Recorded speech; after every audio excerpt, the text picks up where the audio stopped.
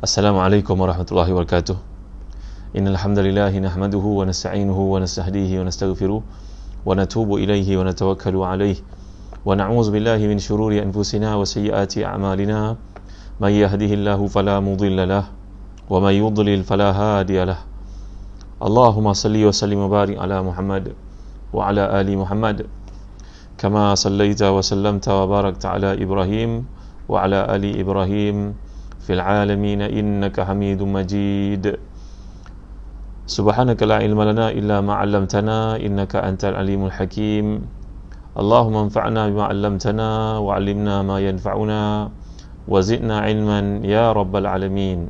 Ahlan wa sahlan Ummu Aisyah, Syafiq Murad, Baharudin Budi, Putri Syazana, Jamil Proton, Zulkarnainullah, Intan Zuraini, Muhammad Nazri, Abdul Razak, Baharudin Budi, kepada semua muslimin muslimat yang hadir dalam kuliah tafsir pada petang ni. Seperti yang telah saya maklumkan, kuliah tafsir kita ubah ke waktu petang kerana meraihkan waktu malam untuk para tamu sekalian buat persiapan tarawih, ibadah, baca Quran dan sebagainya. Mudah-mudahan Allah beri pada kita pertolongan, beri pada kita keberkatan waktu, beri pada kita kesempatan untuk menghayati ayat Allah SWT.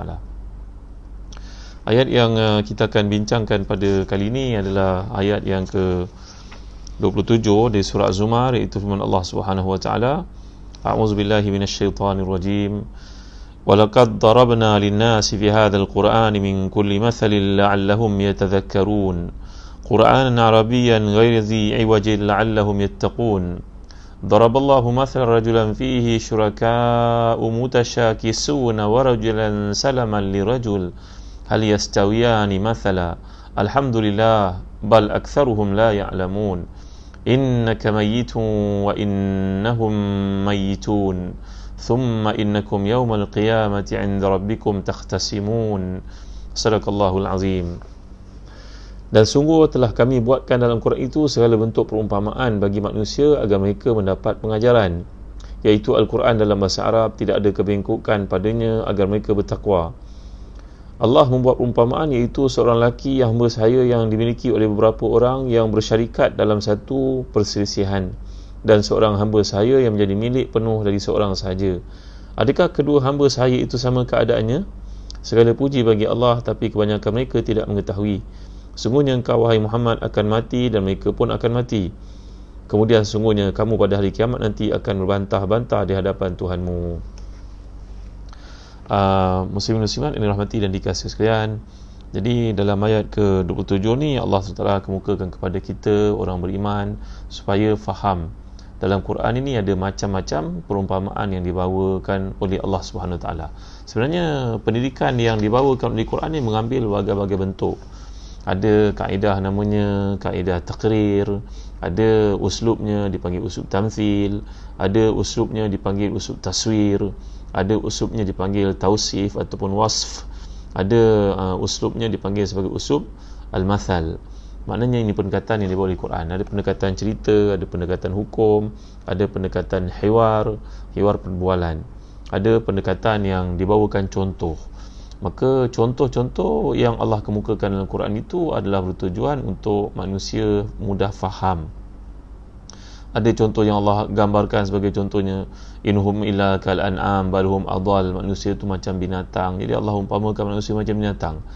Lalu dalam ayat lain Allah mengatakan ka'annahum khusyubun musannadah, mereka itu seperti kayu yang disandarkan. Kemudian famathaluhu kamathalil kalbi in tahmil alaihi yalhath aw tatrukuhu yalhath. Allah umpamakan orang yang diberi ilmu agama tetapi memanfaatkannya untuk tujuan dunia, maka jadi ia seperti anjing yang menjelikan lidahnya. Jadi patut Allah gambarkan lagi, mathal ladzina humilu taurata thumma lam yahmiluha kamathalil himari yahmilu asfara. Dalam surah Al-Jumu'ah Allah gambarkan orang yang diberikan kitab Taurat tapi tidak membawa kitab Taurat itu dengan betul, mengamalkannya, berdakwah dengannya, maka perumpamaan mereka itu seperti himar. Cuba kita ambil sebuah buku fizik, buku biologi ke atau buku sains ke, letak atas seekor binatang namanya himar. Dia tahu tak nilai ilmu yang ada di dalam buku yang dipikulnya? Dia tak tahu. Maka itulah perumpamaan yang Allah gambarkan terhadap Ahlul Kitab yang menolak, meninggalkan amalan-amalan yang Allah kemukakan kepada mereka dan kitab-kitab dahulu, dan dengan datangnya Al-Quran. Jadi tujuan Allah Ta'ala membawakan contoh-contoh dalam Al-Quran ini adalah supaya manusia tidak mempunyai hujah di hadapan Allah SWT nanti. Allah ada bawa kisah lelaki yang beriman, isterinya kafir macam Nabi Lut. Allah bawa kisah isteri beriman tapi suaminya sejahat-jahat manusia macam Fir'aun, isterinya Asia di hujung surat Tahrim itu. Allah bawa seorang manusia yang beriman dapat petunjuk daripada Allah SWT tapi bapanya kafir macam kisah Nabi Ibrahim. Allah bawa kisah tentang bapa ataupun pakcik dalam perselisihan para ulama menilai perkara tersebut. Azar itu sama ada dimaksudkan ayah ataupun pakcik. Ada dua pendapat tuan-tuan ni boleh kasihan. Kalau seseorang itu mendakwa aku hidup di negara barat, susah nak amalkan Islam, jauh daripada keluarga, jauh daripada amalan Islam, macam mana pula kisah Nabi Yusuf yang Allah bawa dalam surah lengkap kisah tentang baginda alaihissalam, daripada terbuang dalam perigi buta, diambil, dijual beli oleh pedagang dari tangan ke tangan hingga sampai ke istana raja, duduk bersama dengan perempuan itu pula minat dengannya. Jadi tiada ada seorang pun yang boleh menjadikan hujah di hadapan Allah nanti dia berkata saya tak dapat amalkan Islam, saya tak ada kesempatan ikut Islam. Kalau ada yang kata pula saya pemimpin, susah nak laksanakan Islam, siapa yang lebih besar kepimpinan, kau ke ataupun Nabi Sulaiman AS? Nabi Sulaiman lebih besar, tapi baginda mampu untuk menjalankan kepimpinan, mengapa kau tidak? Maka semua contoh yang dibawa oleh Allah dalam Quran ini bertujuan untuk menjadi hujah kepada manusia bahawa mereka tidak punya alasan untuk mendakwa di depan Allah nanti, bahawa mereka diuji dengan perkara-perkara sedemikian, maka mereka patut diberikan pelepasan, diberikan exemption, diberikan pengecualian daripada hukum dan sebagainya. Tak, semua contoh yang dikemukakan oleh Allah itu adalah bertujuan untuk manusia faham semua itu dapat mengamalkan Islam, dan mengamalkan Islam itu bukan pilihan. Engkau pilih sendiri, bukan Allah yang paksa ke atasmu. Kalau seseorang itu tidak masuk Islam, dia tak boleh pula kata ni bukan hidayah Allah kepada saya, kalau dapat hidayah terus jadi orang baik. Tak. Kenapa orang lain boleh jadi orang baik? Kenapa orang lain boleh istiqamah, engkau tidak istiqamah? Kenapa orang lain boleh mengelakkan rasuah? Kenapa engkau terjebak dengan rasuah? Maka inilah tujuan Allah bawakan kepada kita kisah-kisah yang dibawakan dalam Al-Quran itu untuk manusia sedar. La'allahum yatadhakkarun. Yatadhakkarun mendapat peringatan. Jangan ada besok di akhirat mereka berkata kepada Allah SWT bahawa mereka telah pun dipaksa untuk memilih sesuatu kaedah itu, memilih cara hidup itu, lalu tidak dapat hidayah daripada Allah Subhanahu wa taala. Fahum yatamatta'una bihuriyati iradah wa huriyati ikhtiyar wa huriyati kasb wala ahad yastati' yujbirahum. Tidak ada siapa pun yang boleh paksa mereka. Yang maksa mereka adalah diri mereka sendiri, sama ada nak buat atau tidak. Mereka musayyar, mereka mukhayyar. Bahawa ada yang mengatakan mereka musayyar, maknanya musayyar maknanya telah terpaksa oleh Allah, begitu keadaannya tak boleh ubah. Tak, bukan musayyar, mukhayyar, maknanya diberi pilihan oleh Allah SWT. Jadi Allah menggambarkan walaqad darabna lin-nasi fi hadzal qur'ani min kulli mathalin la'allahum yatadhakkarun. Kisah-kisah itu dibawakan oleh Allah dan juga tamsilan-tamsilan itu dikemukakan olehnya bertujuan untuk manusia sedar bahawa dalam hidup ini mereka punya pilihan untuk jadi muslim ataupun tidak, menjadi seorang mukmin ataupun munafik, menjadi seorang yang beramal ataupun asin, ahli maksiat. Maka itu adalah pilihan masing-masing. Jadi tuan-tuan hati dan dikasihi sekalian, Cik Hanif ada apa? Salam mubarak. Ya, salam, terima kasih. Jadi kuliah kita pada tengah hari ni, petang ni, biasa tajaan Hazan Travel. Tuan rajin-rajinlah pergi ke Facebook Hazan Travel, melihat peluang untuk melaksanakan umrah bersama dengan kami, peluang untuk pergi ke Balkan, ke Baitul Maqdis, ke Uzbekistan. InsyaAllah lepas PKP nanti kita pergi ke Uzbekistan.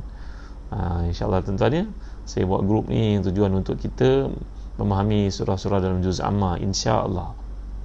Kalau tak pun kita bincang kitab Adabul Mufrad oleh Al-Imam Al-Bukhari bersempena dengan menziarahi makam beliau di Uzbekistan. Jadi bagi tuan-tuan yang minat untuk berziarah, berjalan, berjaulah, bolehlah bersama dengan Zazan Travel. Program kita ditaja oleh Zazan Travel ya. Baik.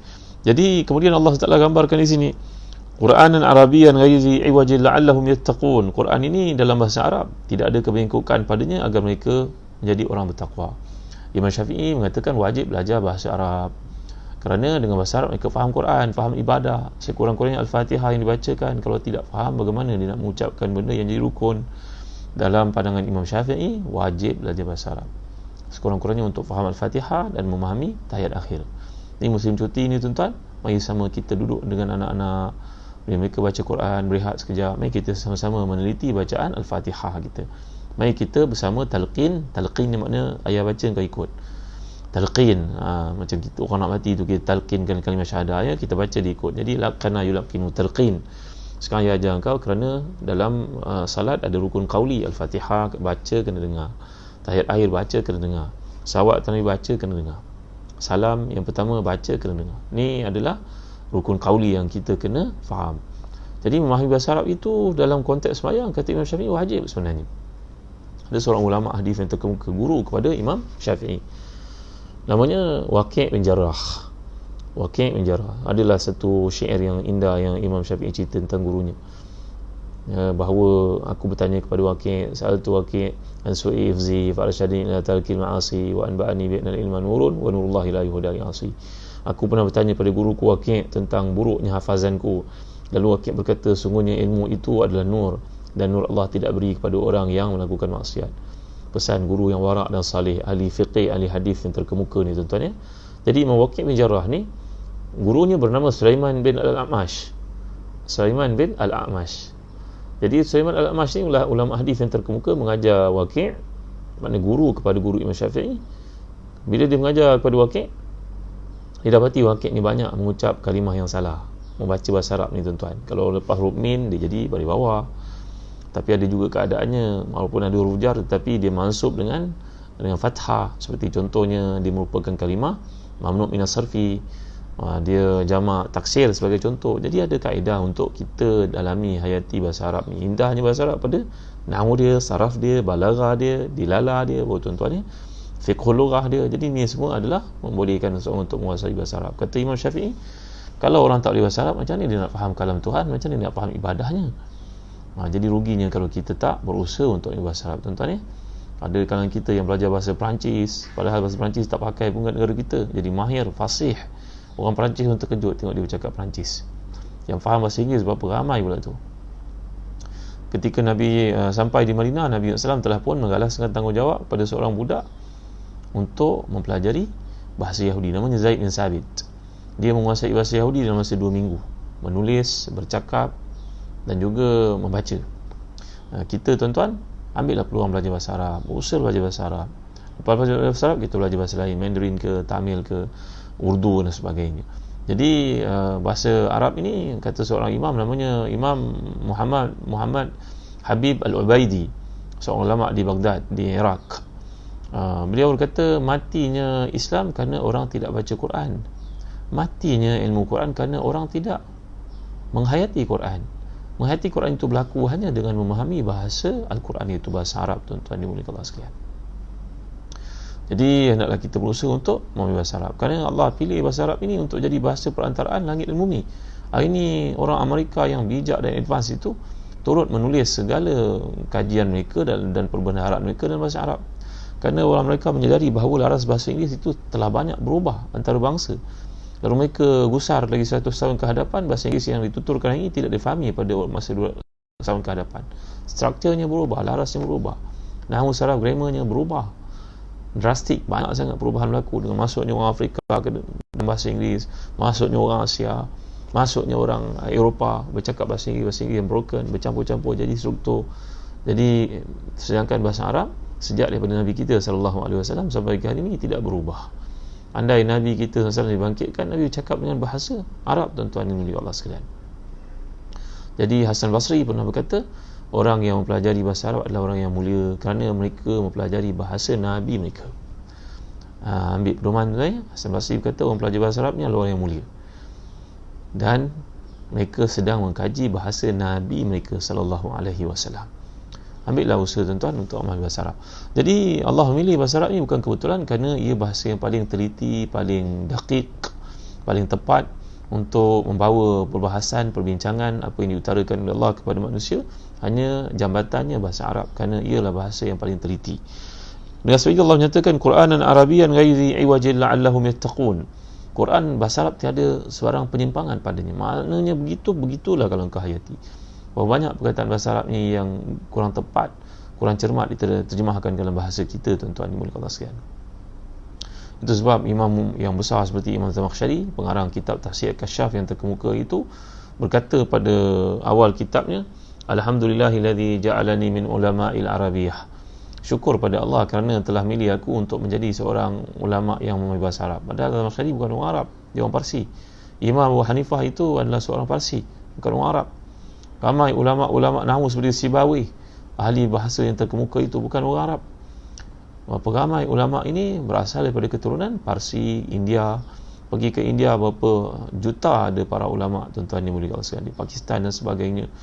Jadi bila kita melihat mereka semua disatukan oleh bahasa Arab, maka bersungguh-sungguhlah kita untuk mempelajari bahasa Arab, mendalami dan menghayatinya. Sekurang-kurangnya macam kata Imam Syafi'i tadi, tujuannya adalah untuk memahami Al-Quran, memahami ibadah yang kita lakukan. Baik, ayat yang ke-29 Allah menyatakan, A'udzubillahi minasyaitonirrajim. Daraballahu mathalan rajulan fihi syuraka'u mutasyakisuna wa rajulan salaman lirajul hal yastawiyani mathala alhamdulillahi bal aktsaruhum la ya'lamun.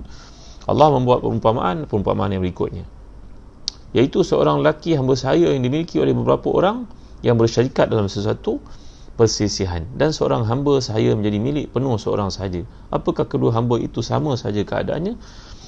Jadi maksud mutasyakisun ni, kata Imam Wahab Zuhairi dalam tafsir Munir yang di tangan saya, mutasyakisun maknanya saling bertengkar, bersisih buruknya perilaku dan karakter mereka ni. Jadi di sini Allah menuturkan perumpamaan untuk menggambarkan keadaan mukmin yang mengesakan berbeza daripada keadaan si musyrik. Allah membuat perumpamaan bahawa musyrik itu menyembah banyak Tuhan sebagai sembahannya. Orang musyrik dengan perilakunya diibaratkan seorang hamba yang menjadi milik beberapa orang majikan yang sentiasa berselisih dan bertengkar.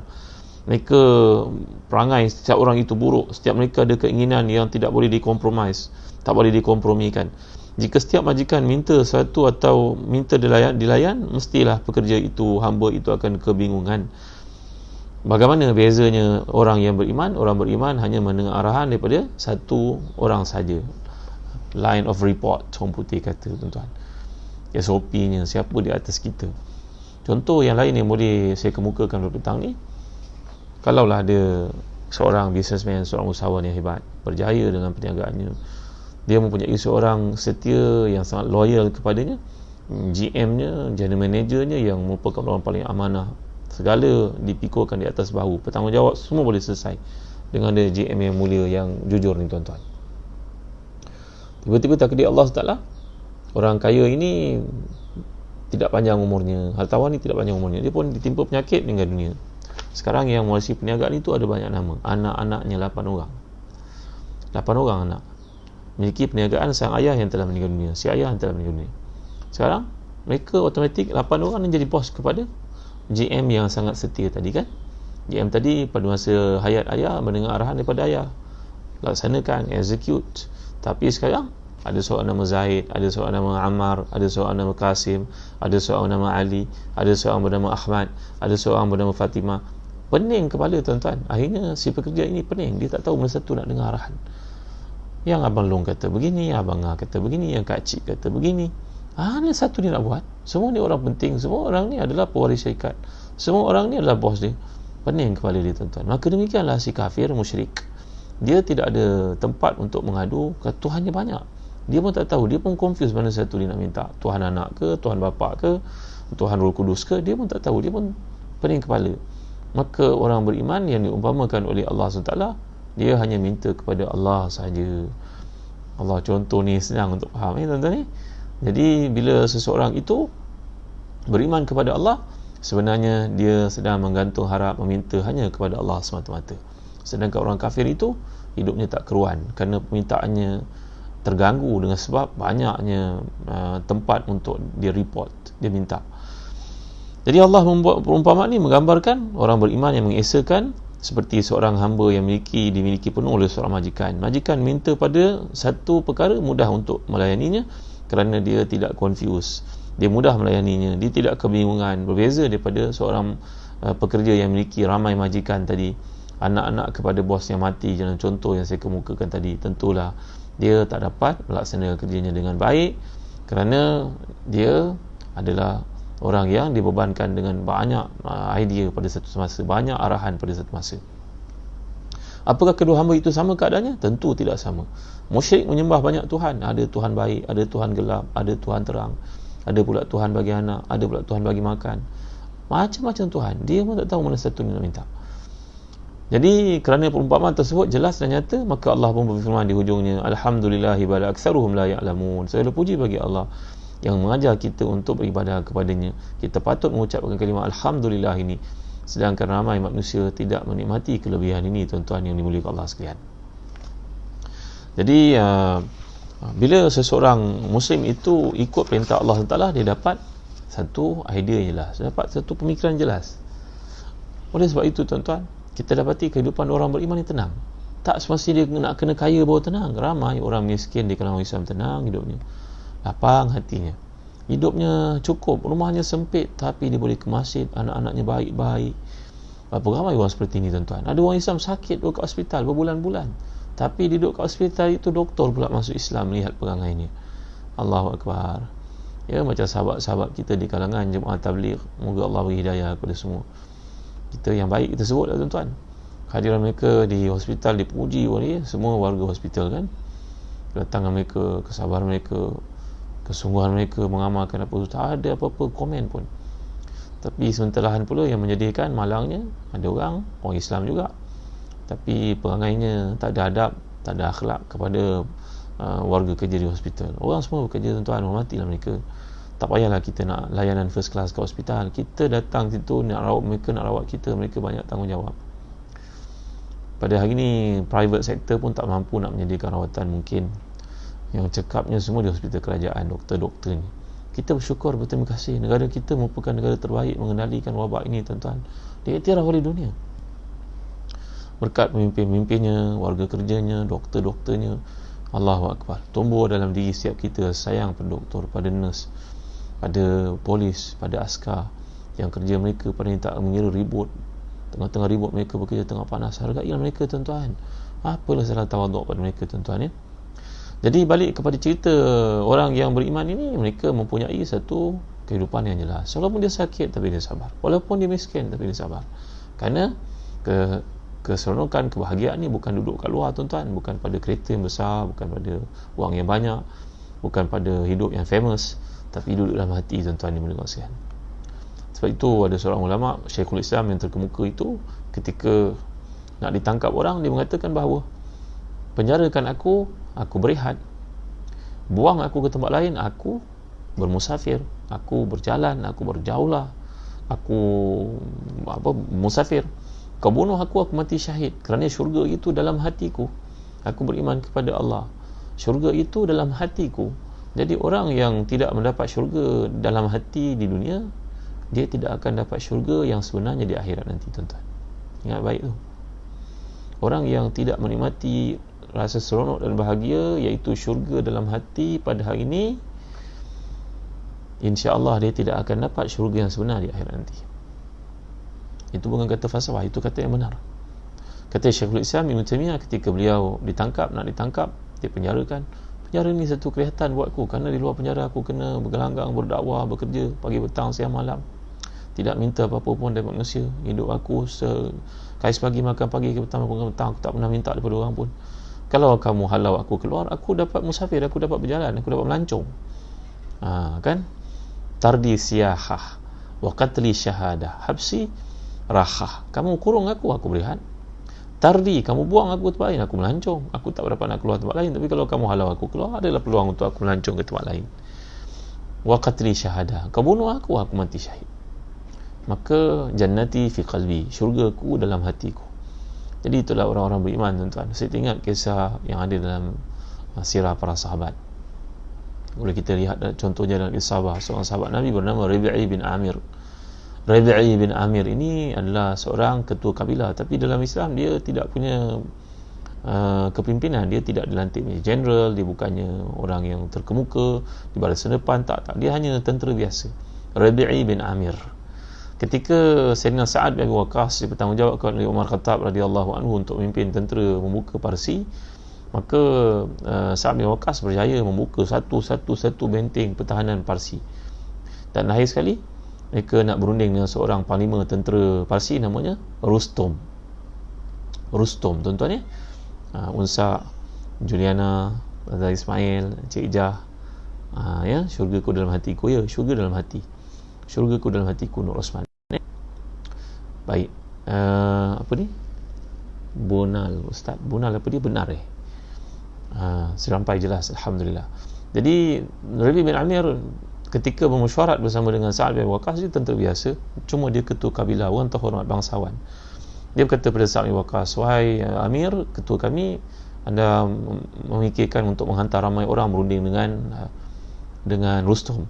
Bagi saya tak perlu ramai-ramai, pandangan saya tak perlu ramai. Kalau kita hantar ramai, kita menunjukkan seolah kita takut kat dia, kita nak ihsan dia, kita di situ dia moral pun nampak macam kita berada di pihak yang lemah. Tak, jangan hantar orang penting, hantar orang biasa-biasa saja, supaya orang Parsi akan lihat bahawa kita tak menghargai mereka, kita pandang mereka leceh, remeh, dan itu boleh dropkan semangat mereka. Betul kata Rabi bin Amir. Sa'ad bin Waqqas ni, teman-teman berfikir betul juga pandangan kau. Siapa yang kau cadangkan untuk pergi berjumpa dengan Rustum ni? Maka akhirnya Rabi bin Amir berkata, izinkan saya untuk pergi. Maka Rabi bin Amir pun dibenarkan oleh Sa'ad bin Waqqas untuk berunding dengan Rustum, tuan-tuan. Rustum ni maharaja, dia wakil maharaja jeneral tertinggi kerajaan Parsi pada masa itu. Sekarang Parsi makin jatuh, makin koyak kerajaannya, seperti yang telah kita bincangkan sebelum ni, ketika maharaja Parsi mengoyakkan surat Rasulullah yang dibawakan oleh Abdullah bin Huzaifah As-Sahmi itu. Rasulullah telah bersabda, nanti Allah koyakkan kerajaanmu. Sekarang membenarkan sabda Nabi itu sebagai satu mukjizat, khabaran benda yang akan berlaku dengan wahyu daripada Allah. Maka tuan-tuan, ni Syafiq Murad hantar ayat. Terima kasih Syafiq Murad ya. Beliau berkata, qala Ibn Taymiyah wa huwa fi sijnihi ma yaf'alu a'da'i bi ana jannati fi sadri aynama ruhtu fahiya ma'i la tufariquni ana sijni khulwatun wa qatli syahadatun wa ikhraji min baladi siyahatun. Ini benar kata-kata Ibn Taymiyah berkata, ketika beliau dikurung dalam penjara, apa yang musuhku buat pada aku ni syurga dalam dadaku, di mana saja aku pergi dia bersama dengan aku, dia tidak berpisah daripada syurga dalam hatiku. Kalau kamu kurung aku, ia merupakan satu waktu untuk berkhalwat dengan Tuhanku, makna berehat dan muhasabah diri. Wa qatli syahadatun, kau bunuh aku mati syahid. Wa ikhraji min baladi siyahatun, kau halau aku keluar dari negara ini, aku akan melancong. Terima kasih Syafiq Murad ya, masya-Allah, sedara sangat banyak ilmu dan dapat membantu kita datangkan doa dan sebagainya di sini. Terima kasih Syafiq Murad ya. Terima kasih kepada semua yang hadir, yang saya tak mampu nak sebutkan namanya. Doa kalian membantu saya untuk menyampaikan yang terbaik. Jadi tuan-tuan hati dan dikasih sekalian, sekarang Rabi' bin Amir pun pergi jumpa dengan Rustum. Rustum pun terkejut, orang biasa saja datang, pakaiannya sederhana, dia bukan orang ternama, dia bukan pimpinan tinggi kerajaan Islam, dia bukannya Sa'ad bin Waqqas, dia orang biasa, tentera biasa, bukannya ketua-ketua yang ada pun, bukan kapten, bukan apa, orang biasa. Maka Rabi' Amir ini datang menaiki kudanya pun kuda kecil, ekornya pun pendek. Ia satu penghinaan kepada Rustum. Dan pada pakaiannya ada tanda-tanda pakaian yang diambil daripada ghanimah perangan menentang Parsi sebelum itu, juga menunjukkan penghinaan kepada orang Parsi. Kalau dulu kau pakai ini kat kepala ni, aku pakai kat kaki kain itu.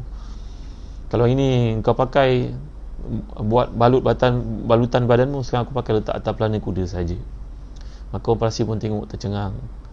Bila datang Rabi' bin Amir ini mengikat kudanya di atas Maidani, dekat dengan dalam kemah Rustum, maka itu lebih mengejutkan orang ramai. Semua orang terkejut dan semua orang cuba nak menghalang, tapi Rabi' berkata, engkau jemput aku, so aku kena dihormati, bukan aku datang sebagai tetamu. Kamu dengan aku diplomat.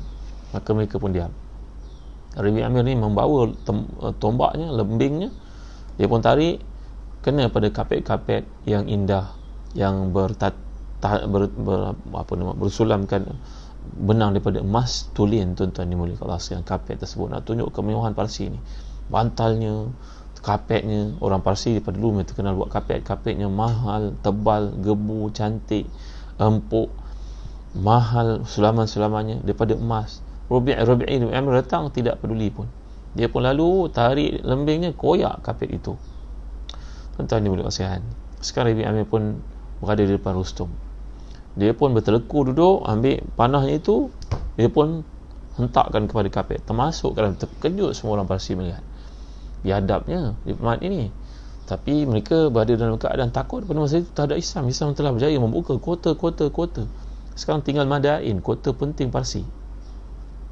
Maka Rustom bertanya kepada Rabi' bin Amir, apa tujuan kau datang ke sini? Dia menggunakan bahasa yang sangat keji, bahasa yang sangat hina, tuan-tuan.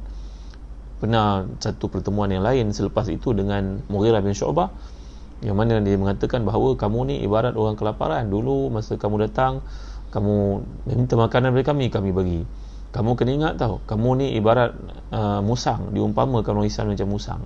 Masuk dalam kebun kami, pagarnya, dawainya kecil, maka dia lepas masuk. Bila dia masuk dalam kebun kami, dia makan ayam, makan itu, makan buah-buahan, dia dah gemuk, dia tak boleh keluar. Ingat tau, dia tak boleh keluar dari lubang pagar itu, nanti kami ketuk mati. Rustom membuat perumpamaan yang sangat kesat terhadap Islam. Bayangkan Islam, orang Islam ni macam musang, datang untuk mencuri suatu kelaparan, datang keluar pada bordernya untuk merampas daripada orang-orang Parsi. Itu kata-kata Rustom dalam pertemuan yang lain dengan Mughirah bin Syu'bah. Tapi kata-katanya pada Rabi' pun tidak kurang hinanya, tuan-tuan. Dia menghina Islam. Rabi' berkata bahawa nahnu qauman ibta'athana Allah linukhrijal ibad min ibadatil ibad ila ibadatillah wa min jawril adyan ila adlil Islam wa min dhiqid dunya ila sa'atil akhirah. Senang saja kata-kata Rabi' Amin. Aku tak cakap panjang. Aku datang ni pun aku tak nak lama. Aku pun tak heran tengok kamu punya tempat ni semua.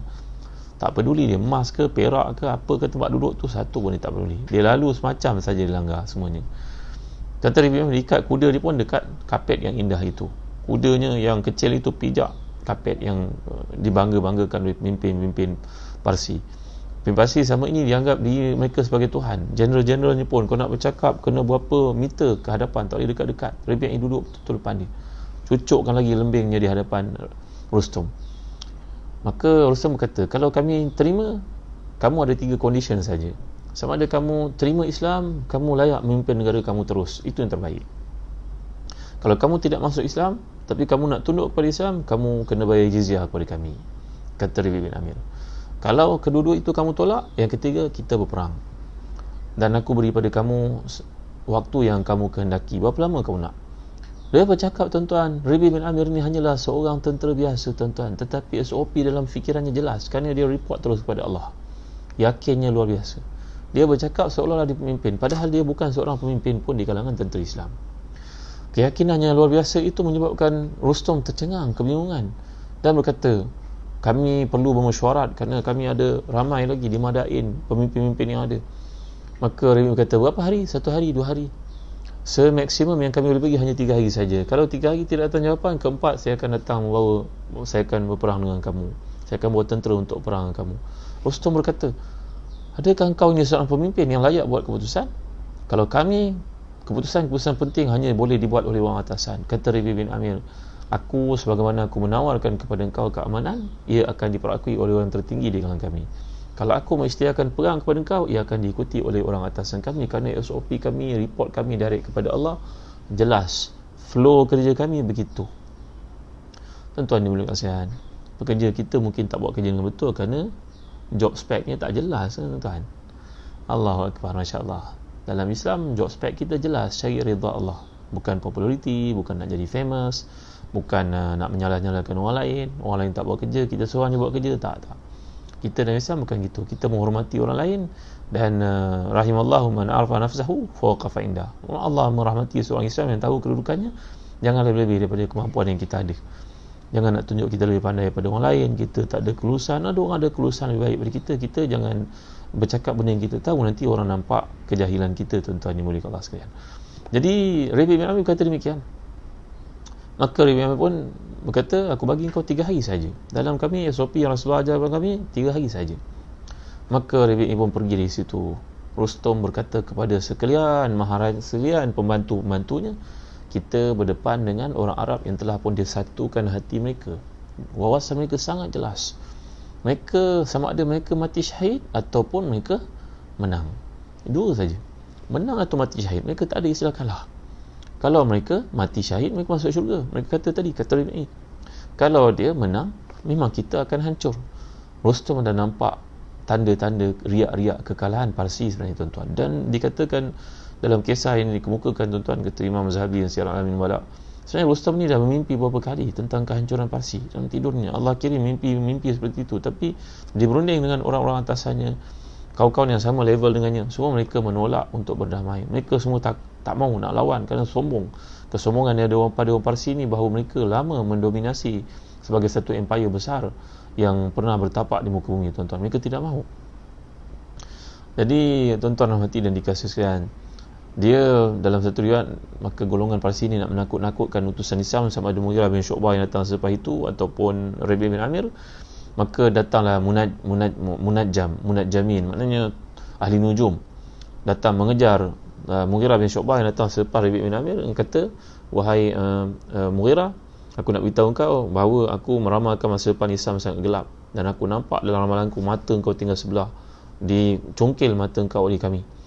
Maka Mughirah menjawab dengan yakinnya, kalaulah kerana tidak memikirkan keindahan syurga yang Allah janjikan untuk aku memang nak pergi pegang ni, kedua-dua mata aku tak ada pun tak mengapa, kerana aku nak pergi pegang, nak menjatuhkan kerajaan kau yang sombong ini, kata Mughirah. Terkejut ahli nujum itu, tuan-tuan dimuliakan Allah sekalian. Kami orang beriman tidak meyakini langsung, tidak percaya langsung, tak pernah ambil pot langsung kepada kata-kata ahli nujum. Jadi tuan-tuan dimuliakan Allah sekalian, ni hari Jumaat, hari pertama Ramadan, lagi 2 minggu jatuh 15 hari bulan Ramadan, nanti ada suara pekikan daripada langit. Siapa cakap ni, tuan-tuan? Ini hadis mana yang dipakai? Tolong jangan bawa hadis-hadis palsu untuk kita bercakap benda-benda gaib, tuan-tuan ya. Amat memalukan orang Islam. Kita meramal-ramal ni tak ada dalam Islam, tak ada pun hadis itu. Kita kena tahu disiplin ilmu hadis, hadis sahihnya, hadis dhaifnya, hadis mungkarnya.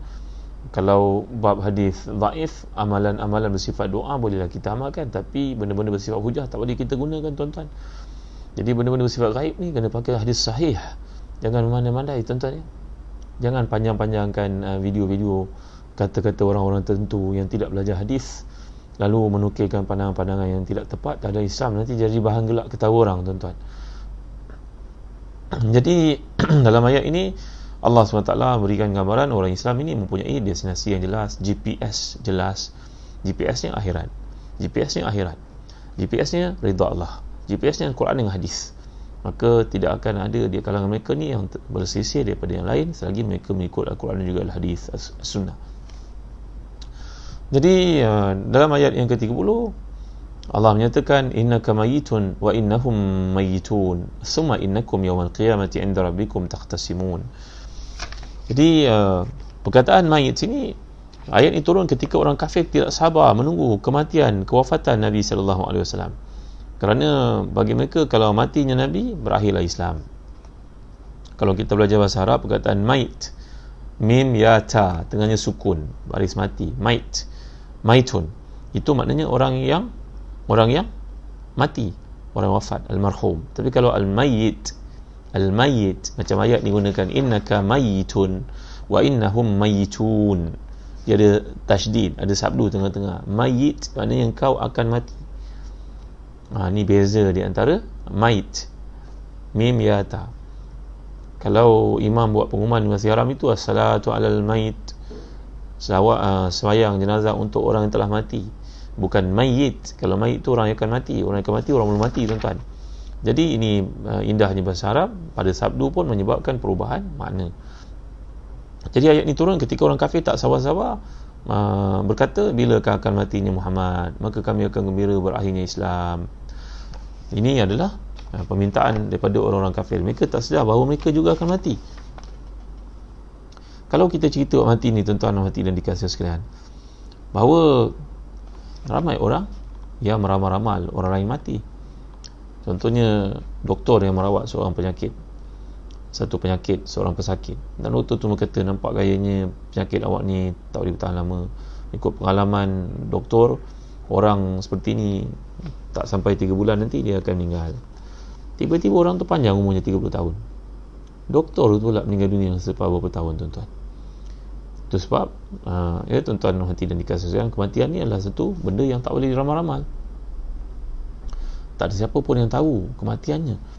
Maka bila kita perhatikan dalam kehidupan ini pun, kadang-kadang ada satu peristiwa berlaku, kata Syekh Dr. Muhammad Ratib Nabulsi di Dimashq. Ada seorang kaya, sangat kaya, Dia meninggal dunia meninggalkan wang sebanyak 100 juta dolar. 1 juta dolar banyak tuan-tuan, wang cash ni dalam bank 1 juta. Orang hartawan yang terkemuka ini meninggal dunia 1 juta wangnya. Maka bila dia mati, warasa ni makna pewaris-waris pun menantilah bahagian masing-masing. Siapa yang dapat bahagian paling banyak, anaknya, anak lelaki dan sebagainya. Maka mereka pun buatlah apa-apa yang patut, buat persiapan untuk menunggu durian runtuh itu, bukan diusahakan oleh mereka. Inilah hakikat hidup tuan-tuan. Kita berusaha penat-penat, rupanya yang dapat itu orang lain. Kalau anak-anak kita boleh tahan juga, tapi yang dapat ke orang lain. Alangkah sedihnya kita bila melihat seperti itu kan, bukan untuk diri kita. Mungkin seorang itu bekerja mati-matian, rupanya wang yang disimpan tu untuk orang lain, kata pepatah bahasa Arab. Dalam syair Arab mengatakan, kam min sahihin mata min ghairi illatin wa kam min saqimin ashahina min ad-dahri. Berapa ramai orang yang muda disangkakan mati, disangkakan panjang umur, tiba-tiba mati dalam perjalanan hidupnya, yang muda itu. Berapa ramai pula orang tua yang disangkakan mati tapi panjang pula umur dia. Balik pada cerita tadi, kata Dr. Ratib Nabulsi, tuan-tuan yang boleh sekalian, sekarang dia mati meninggalkan harta sebanyak 100 million, 1 juta dolar. Maka yang menunggu pun menanti-nantilah, masing-masing buat persiapan. Yang paling banyak itu yang paling gembira.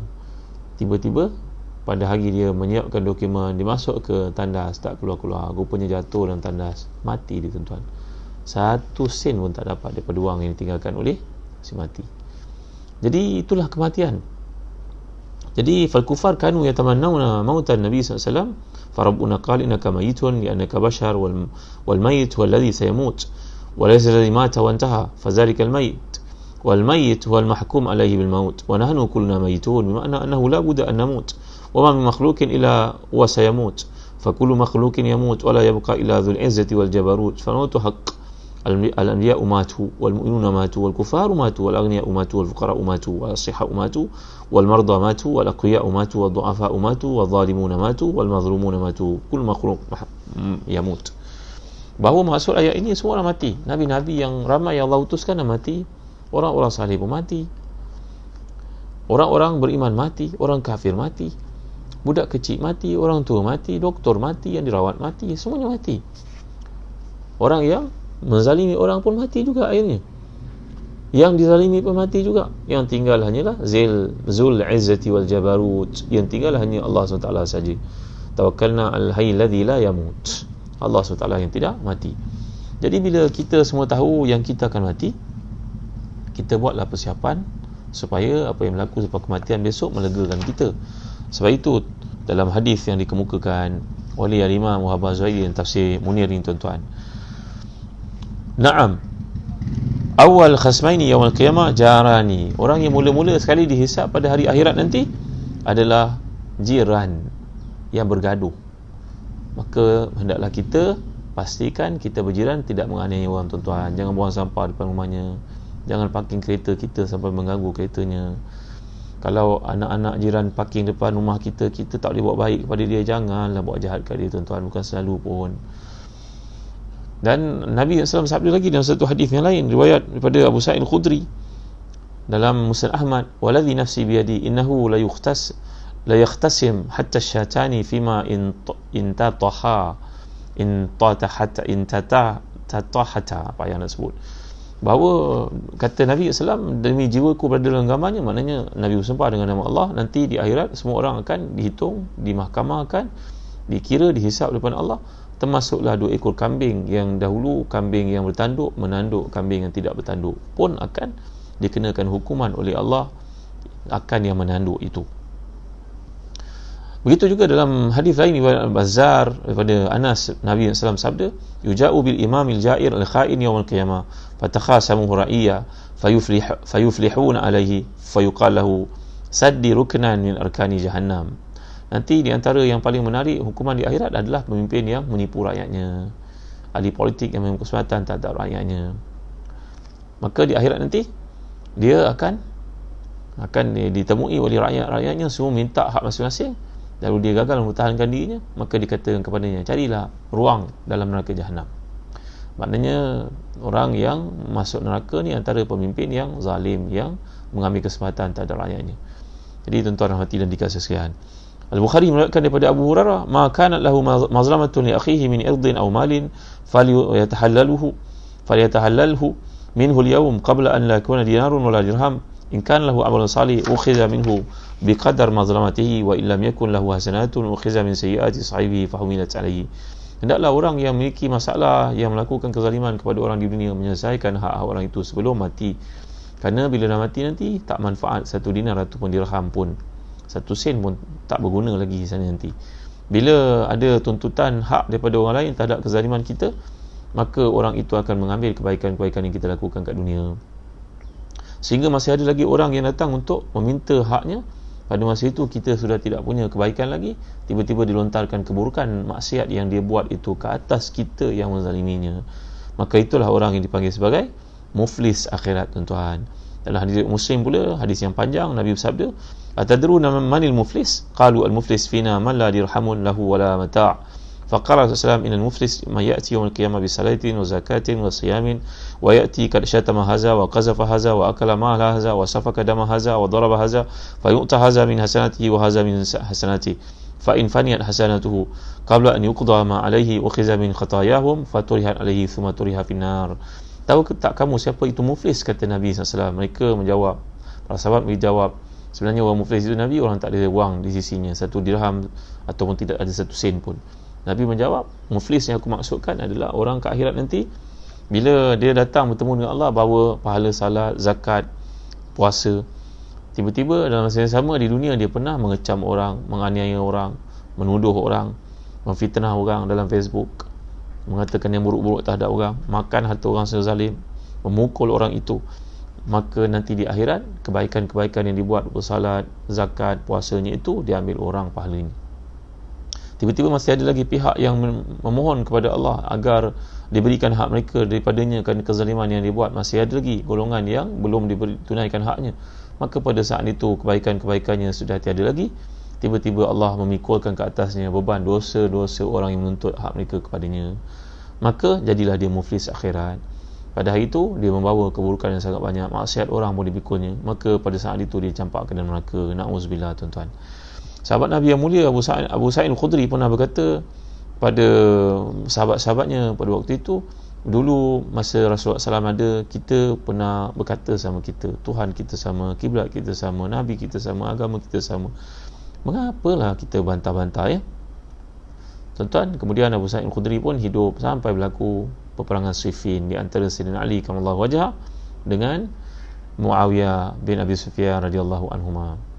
Maka berlaku peperangan tersebut. Baru Abu Sa'id Al-Khudri kata, Masya Allah, barulah aku faham kenapalah manusia nanti di akhirat akan bertemu dengan Allah, dan Allah akan memberi hak orang yang diambil oleh orang lain. Walaupun pada masa Nabi ada, kita bersatu, tapi bila Nabi sudah tidak ada, berlaku perselisihan antara kita. Sebab itu adanya hari akhirat untuk mengembalikan hak kepada orang lain. Kita tahu dalam perang Siffin, kebenaran menyebelahi Sayyidina Ali sebenarnya. Muawiyah radhiyallahu anhu tersilap. Tapi tersilapnya para sahabat kerana hujah, kerana ijtihadnya, mereka ada pahala di sisi Allah. Cukuplah setakat ini saja dulu, janganlah kita komen panjang-panjang. Di kalangan para ulama, mereka berkata Allah telah menyelamatkan kita dari hidup pada waktu itu. Kalau kita hidup pada waktu itu, mungkin kita pun terlibat dalam mana-mana pihak berbunuh satu sama lain. Kalau Allah dah selamatkan kita daripada hidup pada zaman itu, mengapakah kita tidak menyelamatkan lidah kita daripada menceritakan keburukan-keburukan mereka? Kalau Allah dah selamatkan kita daripada membawa pedang untuk bunuh orang Islam pada masa itu, kenapa kita tidak bersihkan lidah kita daripada mengatakan keburukan terhadap sahabat? Mereka tersilap, Allah dah ampunkan mereka, kerana mereka adalah generasi terbaik dalam Islam. Kesilapan itu memang sifat orang beriman, mereka tidak maksum, mereka ada kekurangan. Maka setakat ini saja dulu kuliah kita petang ni, tuan-tuan. Semoga Allah merahmati kita, memberkati kita. Terima kasih kerana kehadiran tuan-tuan pada petang ni. Panjang-panjanglah video ni, share lah kepada seramai mungkin sahabat-sahabat kita luar sana. Dan saya ucapkan banyak terima kasih kepada Zahazan Travel atas penajaan kuliah pada petang ni. Dan tuan-tuan sudi akan datang untuk pergi musafir, jangan lupa bersama dengan Zahazan Travel. Kita ada perjalanan ke Eropah, ke Maghribi, ke Spain, ke Baitul Maqdis, ke Uzbekistan, ada perjalanan ke Russia, ada perjalanan ke Australia, ke New Zealand, ada perjalanan ke mana tempat dalam dunia, dalam bumi Allah ni, tuan-tuan. Dan setiap perjalanan kita target untuk memahami tafsir Quran.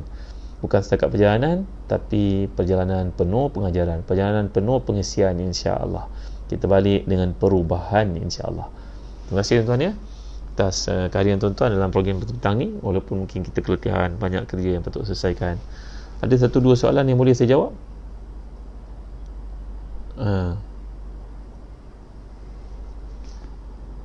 Nur Madiha, nama orang Rib'i, bukan Rabi', Rib'i, Ra Ba Ain Ya, Rabi'i bin Amir, Ain Alif Mim Ra, Amir, Rib'i.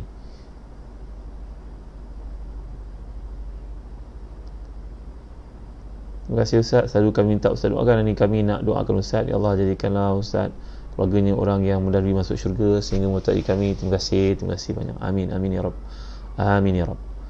Jangan lupa banyakkan doa. Allahumma inni as'aluka ridhaka wal jannah wa a'udzubika min sakhatika wan nar. Allahumma innaka afuwun tuhibbul afwa fa'fu anni. Ataupun Allahumma innaka afuwun karim tuhibbul afwa fa'fu anni. Azza Habib Nuhu, salam Ramadan semua pendengar. Abu Humairah, terima kasih Syafiq Murad. Rib'i bin Amir, macam ni ejaannya ya. Start pukul 3 Azimah, kita start kuliah kita mulai Ramadan hari kedua ni, start pukul 3 petang InsyaAllah 3:04 kita berhenti. Bagaimana nak hadirkan syurga dalam hati kita Ustaz? Mungkin ada amalan-amalannya. Nak menghadirkan hati dalam syurga, nak menghadirkan syurga dalam hati, kita kena usaha untuk condong kepada akhirat. Banyakkan amal saleh, istiqamah, zikir, lakukan setiap hari.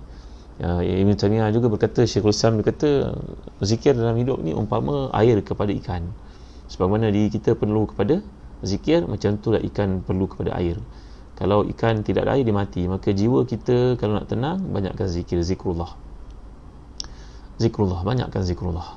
Dan antara zikrullah yang terbaik untuk kita ungkapkan, Astaghfirullah, subhanallah azim, subhanallah bihamdi. Lagi apa? Ya Hayyu ya Qayyum bi rahmatika astaghits, aslih li sya'ni kullah, la ilaha illa anta. Ini doa kalau kita dalam kesusahan, kita baca, Allah akan keluarkan kita dari segala kesusahan. Tuan ya. Ya Hayyu ya Qayyum bi rahmatika astaghits, aslih li sya'ni kullah, la ilaha illa anta. Ya Hayyu ya Qayyum bi rahmatika astaghits, aslih li sya'ni kullah, la ilaha illa anta. Ya Hayyu ya Qayyum maknanya yang maha hidup, yang mentadbir segala-galanya dengan dirinya sendiri, tidak perlu pada siapa. Ini ismun min asma'illahil azam, nama-nama Allah yang agung. Lagi apa? Ya Hayyu ya Qayyum bi rahmatika astaghits, dengan rahmatmu aku minta pertolongan. Bi rahmatika astaghits, aslih li sya'ni kullah, perbaikilah untukku segala urusanku. Aslih li sya'ni kullah, la ilaha illa anta, tiada Tuhan yang berhak disembah dengan sebenar-benarnya melainkan Kau.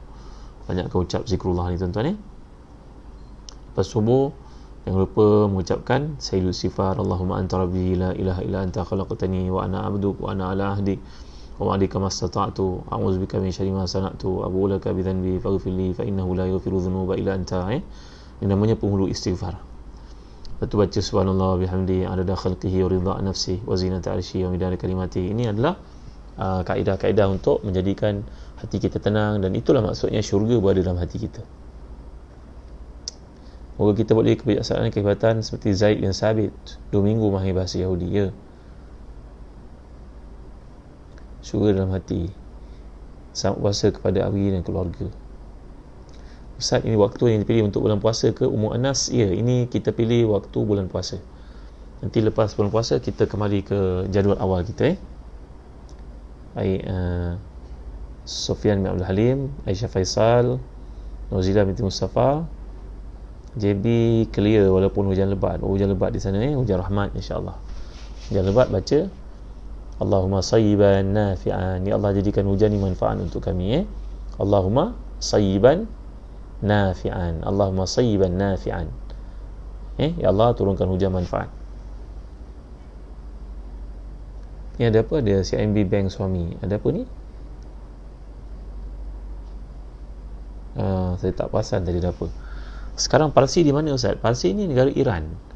Parsi ni adalah negara Iran dan juga Iraq. Maka itu dipanggil sebagai Parsi. Empire Parsi besar daripada itu, tapi itu dia punya tulang belakangnya dahulu Malam lagi line clear Ustaz. Oh, siang tak clear Baik. Okey. Baik, setakat ini saja dulu. Terima kasih tuan-tuan. Mari sama kita berdoa kepada Allah. Semoga Allah memberkati kita. Alhamdulillah rabbil alamin, wassalatu wassalamu ala asyrafil anbiya'i wal mursalin sayyidina maulana Muhammadin wa ala alihi wa sahbihi ajma'in. Allahumma ighfir lana dhunubana wa liwalidina warhamhum kama rabbawna shighara wa li jami'i ashabil huquq alaina wa li jami'il mu'minina wal mu'minat al muslimina wal muslimat al ahya'i minhum wal amwat bi rahmatika ya arhamar rahimin. Ya Allah, ya Tuhan kami, ampunkan dosa kami, bapa kami, datuk nenek kami, pasangan kami, anak-anak kami, keturunan kami, zuriat kami, sekalian yang baik pada kami, sekalian yang buat silap pada kami, sekalian muslimin muslimat mu'minin yang hidup dan telah meninggal dunia. Ya Allah, Allahumma a'inna ala zikrika wa syukrika wa husni ibadatik. Ya Allah, bantulah kami untuk mengingatimu, bersyukur padamu, selalu membaiki amal saleh kami tanpa henti-henti kepadamu. Ya Allah, Allahumma rabbana taqabbal minna innaka antas samiul alim wa tub alaina ya maulana innaka antat tawwabur rahim. Ya Allah, terima daripada kami. Andai Engkau tak terima daripada kami, rugilah kami. Ya Allah, terima taubat kami. Ya Allah, Allahumma innaka afuwun tuhibbul afwa fa'fu anna. Ya Allah, Engkau Maha memberikan keampunan, beri keampunan kepada kami. Ya Allah, Allahumma inna nas'aluka ridhaka wal jannah wa na'udzubika min sakhatika wan nar.